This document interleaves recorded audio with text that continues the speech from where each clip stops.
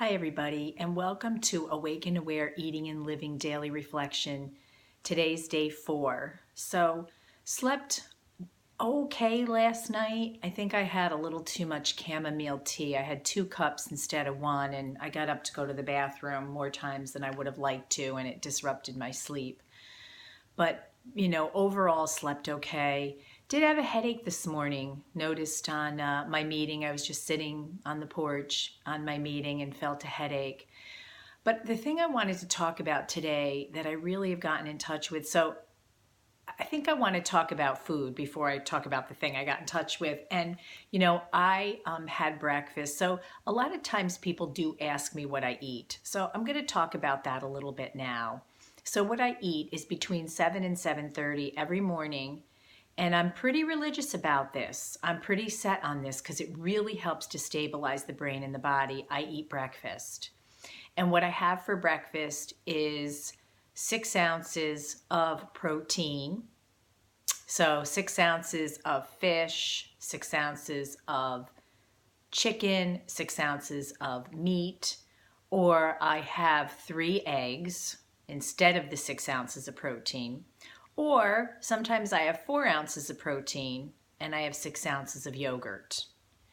I also have 6 ounces of fruit for my breakfast. And I have either 8 ounces of potato, and I have either white potato or sweet potato. Sometimes I have Japanese sweet potato, or I have a cup of grain. And I have a grain that doesn't contain wheat. So my favorite grains that I eat are brown rice cereal, brown rice, millet, quinoa. You can have amaranth. There's lots of others too, buckwheat, which doesn't have wheat in it, even though the name is buckwheat. So for breakfast this morning, I actually had 6 ounces of hamburger and turkey burger because I was eating some leftover turkey burger. I had a cup of brown rice, and I had a little quinoa mixed in because I ran out of a full cup, and I had 6 ounces of watermelon. And on my brown rice, I put a teaspoon of toasted sesame oil, and I used a little bit of Himalayan sea salt on that. And then for lunch, what I eat is 4 ounces of protein, and again, chicken, fish, meat. I don't usually, sometimes have eggs for lunch, but not often. And then I have 1 cup of cooked vegetables, and I have 1 cup of raw vegetables. And sometimes I mix that up. I have 2 cups of raw or 2 cups of cooked. And then again, I have 8 ounces of potato, or I have a cup of a grain. And I have usually some fat. With my lunch, I'll have a teaspoon of fat, or if I have a salad, I'll have a tablespoon of Paul Newman's olive oil and vinegar dressing. That's the only salad dressing commercial one I have found that does not have any sugar in it, is Paul Newman's olive oil and vinegar dressing. Because sugar is not just called sugar commercially. There's 100 different names for it. And if anybody ever wanted the list of those, I'd be happy to send it to them. Just email me at awakenawareeatingandliving@gmail.com. So for dinner, for lunch, let me back up. For breakfast, I eat 7 to 7:30. For lunch, I eat 11 to 11:30. And then at 3 to 3:30, I have what I call my metabolic snack. And I have 6 ounces of yogurt and 6 ounces of frozen blueberries almost every day. And then between 6 and 6:30 at night, I eat my dinner. And my dinner is the same quantity, same types of foods as my lunch. It's 4 ounces of protein. Again, chicken, fish, meat, 1 cup of raw vegetables and 1 cup of cooked, or sometimes I do 2 cups raw, 2 cups cooked, and either 8 ounces of potato or a cup of grain that doesn't have wheat in it.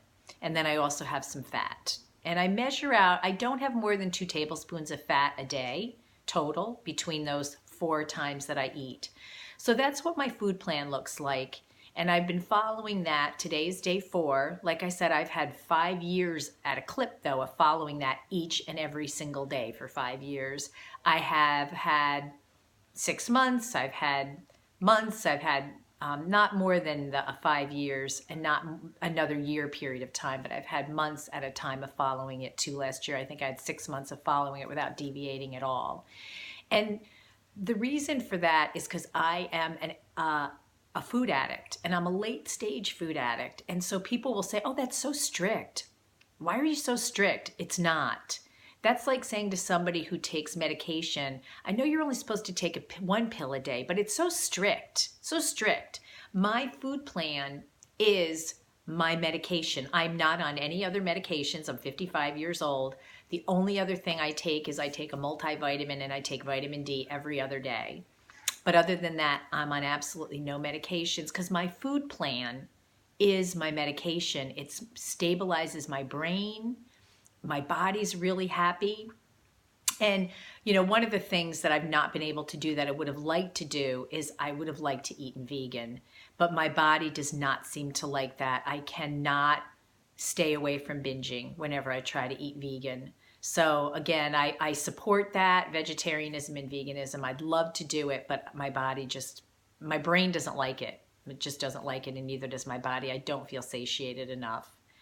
So the other thing that I stay away from, and I've gone back and forth with this, but every time I relapse, it's because of caffeine. Every single time. So I really try to stay away from all caffeine, decaf coffee, tea, everything. And again, if you are in connection with me at all, you know I go on and off of it. I just threw away another whole bag full of coffee and tea in the garbage this morning because I do find my brain and my body stay very stable without it. My energy doesn't fluctuate so much. It really is a lot more positive. So that's what I eat. You know, on day 4, I eat that every day. I eat it on Thanksgiving. I eat that way on Christmas. I eat that way on Easter, New Year's, all the time. And I really try to find things in life besides food to bring me fulfillment and joy. So going to a birthday party, instead of focusing on the cake and the ice cream and the goodies and the treats, I really try to focus on the people and the connection and nature and wherever I am, whether it's a restaurant or a park or someone's house, the atmosphere, the environment.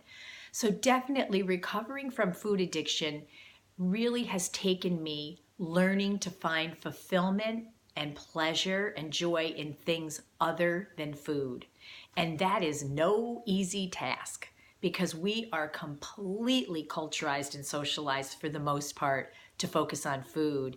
And I cannot tell you how many people over the years, I mean, tons, 50 maybe or more, have come up to me and said, oh, like, you poor thing, that's all you can eat?